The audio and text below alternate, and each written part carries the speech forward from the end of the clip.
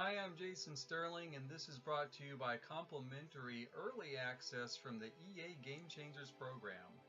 Thanks for watching. As much as I love, and I mean I love it, the town of Strangerville, the sort of upscale suburban type area above the town felt a little out of place to me. I started thinking that what would make more sense in a rural environment like this would be a farm. So I set about changing it to just that. I started by creating my sim Josh Avery as the overseer of the Squire's ranch, then constructing his home and some surrounding cultivation. It's just a small house meant for one or perhaps two people, but it's perfectly serviceable with a small kitchen, a living area, a bedroom, and a bath. I figured with a view like the one you have here, if it were me, I'd be spending literally all of my time outside. And so I placed a couple of areas out there to accommodate just that. There's a place to eat and a place to do washing along with woodworking.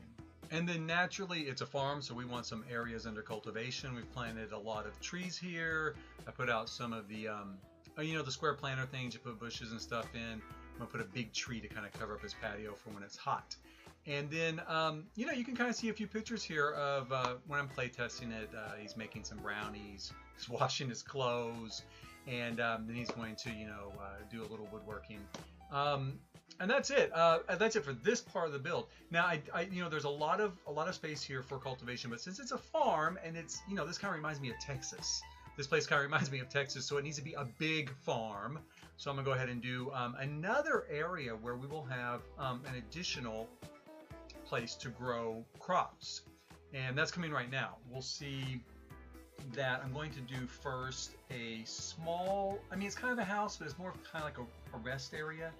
There's a place to cook, there's a place where you can bathe, and actually even take a nap if you want. A sim could live here. They could. It's like a tiny house, but it's really designed more for like the field hands. If they need to take a break, they can make something to eat, take a shower if they get too dirty, because otherwise they'll stop working, and I'm not going to have that.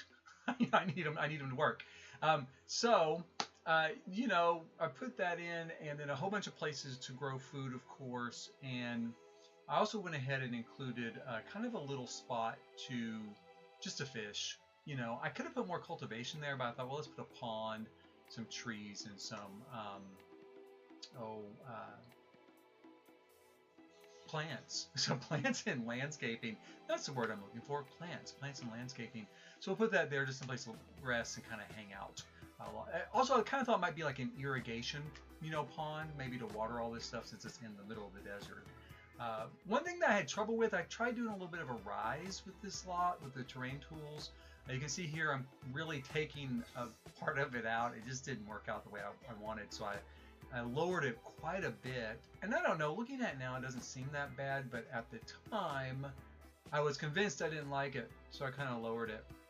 Now you can see here we have a lot of land under cultivation. It's going to be very hard for one sim to take care of, and we're not going to have one sim take care of it. Off in the distance you can see the bunkhouse where the field hands live, and on my next video we will look at them. We'll look at building their house and outfitting them to work there around the Squire's ranch.